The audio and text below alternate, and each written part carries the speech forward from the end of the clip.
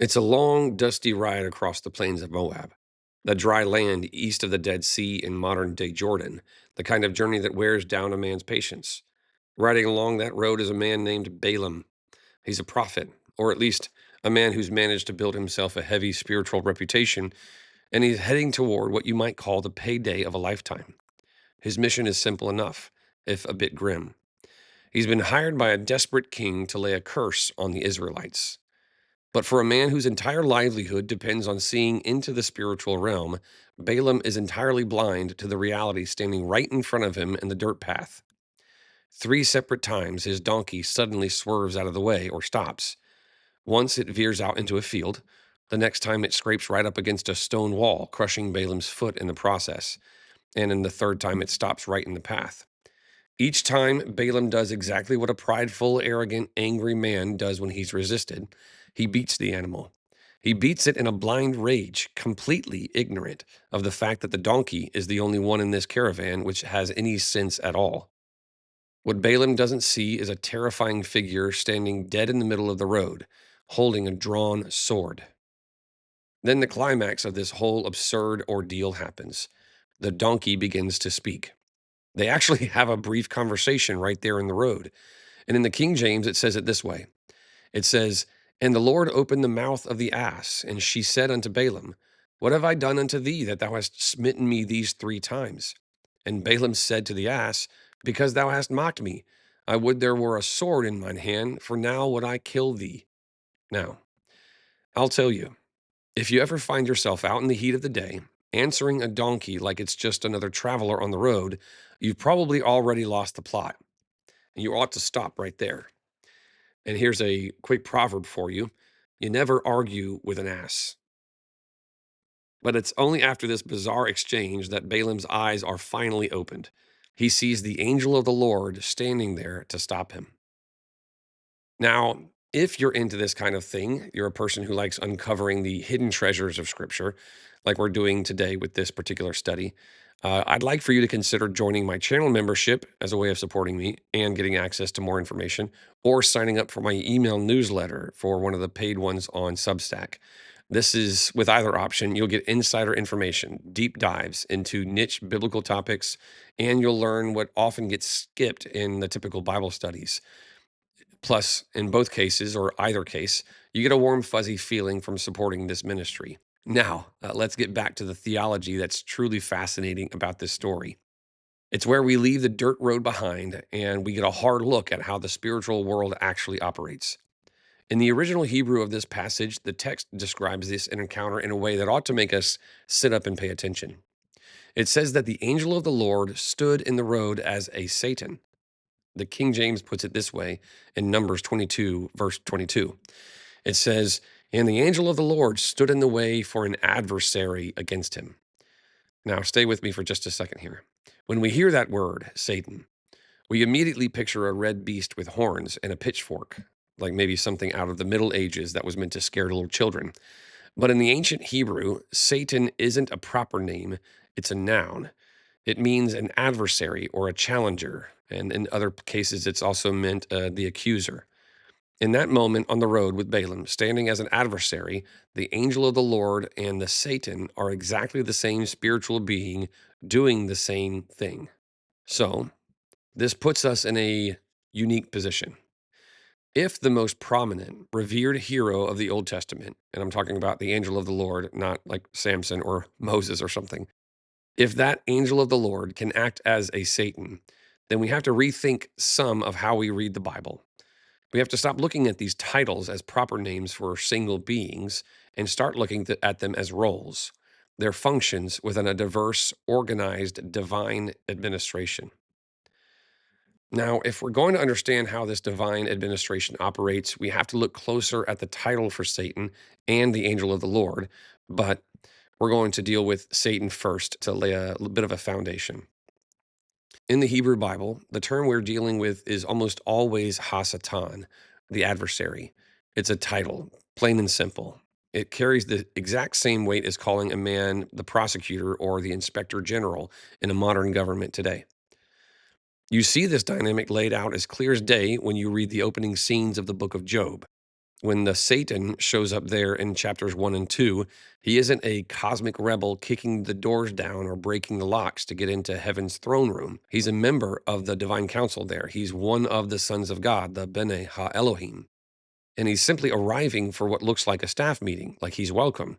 And even seems like he's taking a seat at the table. His appointed function in that heavenly court seems to be to test the loyalty of the king's subjects. When God offers Job as an option, it seems like it's part of the Satan's day-to-day course of work to test people's loyalty. He is, for all intents and purposes, an investigative officer for the divine council. I actually touched on this concept recently in my video about the Leviathan of Job 41, but this point stands on its own. In this specific instance, God himself sent Ha-Satan to test Job. Because of that, we can't really say that Satan is acting as an evil force in this particular moment. He's not a villain here. He's simply a role filled by a divine council member with a very specific and admittedly difficult job to do. It's a mantle, a responsibility. We see this rotating role clearly over in 1 Kings chapter 22. There's a fascinating scene where the Lord is holding court, asking the council who will go down and entice King Ahab into a battle that he is destined to lose. A spirit literally steps forward from among the ranks of the council members to volunteer. The Bible records the exchange in verse 22 when it says this, "And the Lord said unto him, Wherewith?" Or, how are you going to do that? And the Spirit said back to him, I will go forth and I'll be a lying spirit in the mouth of all of his prophets. And then God said to the Spirit, Thou shalt persuade him and prevail also. Go forth and do so. God signs off on it right there. Full approval.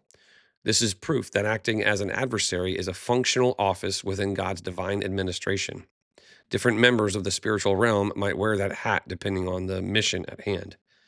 But history, even divine history, tells us that authority has a way of corrupting. Just because Ha-Satan is a legitimate, necessary office doesn't mean the beings who occupy it are always faithful to the king. Some of the members who have filled this role over the eons appear to have gone entirely too far, or maybe they use the office to undermine and rebel against the Lord. They took the authority of that investigative office and used it to strike back at the king. Take the figure in Genesis 3, for example. He takes that legitimate challenger role and he twists it. Somewhere between God's commissioning and Eve's sin, the Satan went from being obedient to being rebellious. And then you look over at Ezekiel 28 and you'll find more context for that moment in the garden. Ezekiel talks about a divine being who was once in Eden, the garden of God, as a cherub that covereth or guards. He's talking about the fallen angel that's in Eden. And he clarifies that God sent him to do the task. It's right there in Ezekiel chapter 28. This was a being who was completely blameless in his ways, right up until wickedness was found in him. These examples show us something crucial about the spirit realm. While the office of this adversary is a standard working part of the administration, the spiritual being filling that role can fall prey to the exact same pride that ruins men. They can take that vital, appointed role of challenger and through their own arrogance, curdle it into the role of an outright enemy. Now, if you turn the coin over, you find that another title in this heavenly government that operates on the same exact principle. Just as the adversary is a commissioned office, the angel of the Lord is a designated role as well. It's a mantle or responsibility assumed by different spiritual beings who are sent out to carry the full, unadulterated authority of the king.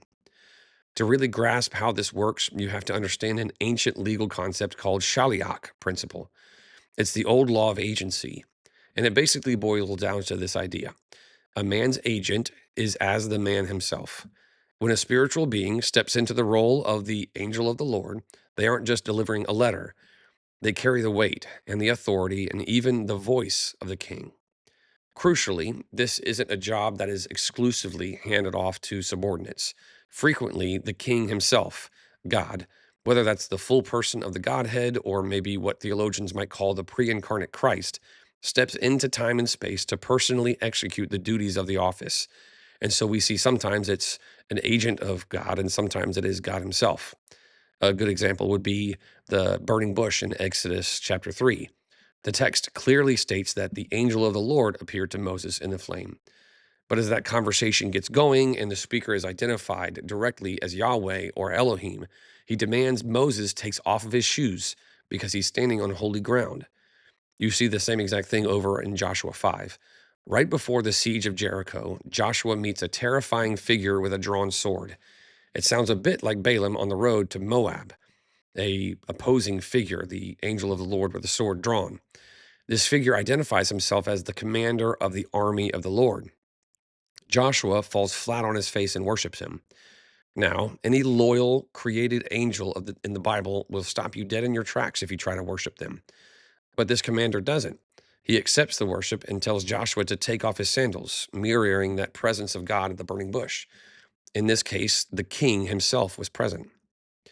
But the office isn't always filled by Yahweh himself. There are plenty of times when this role is picked up by a specific created spiritual being who is clearly distinct from God. For example, look at Gabriel in Luke 1, announcing the births of John and Jesus. He functions as an angel of the Lord, and it's worth noting that the original Greek there lacks the definite article. He's a high ranking messenger who stands in the very presence of God, but he is undeniably a separate created being carrying out a specific assignment. You see it again with the shepherds in Luke chapter 2. An angel of the Lord brings the glory of God to that dark field, but then he speaks about the Lord and Christ in the third person. He's acting as a commissioned herald, not a manifestation of the Godhead. The clearest picture of this administration at work comes from the prophet Zechariah. In his first vision in chapter 1, the angel of the Lord is standing among the myrtle trees, and he actually prays to the Lord of hosts, asking how long God will withhold mercy from Jerusalem. Yahweh answers the angel with gracious and comforting words. That's a commissioned angel talking directly to the throne room. And then again in Zechariah chapter 3, we see the whole throne room assembled together. We see the actual throne room itself. In this case, the angel of the Lord stands as a mediator for Joshua the high priest, while Hasatan, the Satan, stands right there at his right side to fulfill the office of the adversary or the challenger, or in this case, the accuser. We see both roles, the messenger and the challenger, active at the council at the same time as separate beings in separate roles. Neither one is functioning as a proper name, though. We see them as distinct functional roles in a divine legal procedure. What's more, we see this office adapted to whatever the mission requires. Sometimes the role demands a prophet to announce revelation, like with Hagar in the desert in Genesis 16 or Moses at the burning bush. Sometimes it requires a priest to mediate and intercede, like we see in Zechariah chapter 3. And sometimes it requires a king to execute judgment and protection, like wiping out the Assyrian army of 185,000 men and standing in a dusty road to stop Balaam. We see this over and over, the prophet and the priest and the king being fulfilled in the Old Testament by the angel of the Lord. The grand conclusion of this whole matter is this: there isn't just one single being who is the angel of the Lord. It's a heavy, authoritative role that different spiritual beings step into to execute the will of the Most High. When you step back from the dust of Moab and the visions of the prophets, you start to see the big picture. We have a bad habit of treating the spiritual realm like a collection of static, individual celebrities, a handful of famous angels and demons locked in a cosmic stalemate. But that's not what the biblical authors are describing. They're describing a dynamic working government. God manages the cosmos actively through his divine counsel. It's an administration where the hierarchy and specific roles and delegated authority are simply the norm. And when you make that shift in your own mind, when your thinking changes, when you stop reading these ancient texts as a roster of static characters and start seeing them as a list of responsibilities, the whole Bible suddenly locks together, including the New Testament. It becomes incredibly cohesive. You no longer see a distant deity winding up the clock of the universe and walking away, letting his lesser celebrities duke it out. You see a king who is deeply, intimately involved in the minute details of his kingdom, utilizing a vast heavenly host of spiritual beings to carry out his sovereign plans. But here is where the rubber meets the road, where theology meets real life for us in the 21st century. Right there in the opening pages of Genesis, we're told that humanity was created to be the image of God. Now, we often think of that as a mirror reflecting a face. But in the ancient Near East, an image wasn't about physical appearance. It was a job description, it was a functional role. To be the image of God means you are his authorized representative on earth. You are his hands and his feet in the dirt. If the spiritual members of that heavenly council are expected to step into specific roles, sometimes bearing the heavy mantle of the messenger, and sometimes taking on the hard task of the challenger, why on earth would we think that our own lives down here are any different? The truth is, God is still looking for those who will work on his behalf. He's still looking for people to step into the offices he's prepared for them in the world. The Apostle Paul lays it out plain as day when he talks about the body of Christ. He describes these exact kinds of offices: people like preachers and teachers, encouragers and caregivers, mercy bringers, administrators, and leaders. These aren't just church titles, they're a vital role within a living administration. We're meant to work together as members of one body to accomplish God's purposes on the ground. We're called to glorify the King, serve him, obey him by loving one another, by pouring out that same love on our neighbors outside the walls of the church, and by bringing the good news to absolutely anyone who has the ears to hear it. There is a working government operating behind the veil of this world, and it extends right down into our own lives. The spiritual beings in the council, they report for duty. They take up the mantle when the king calls. The only question left for us is this: are you heeding the call of God in your life now?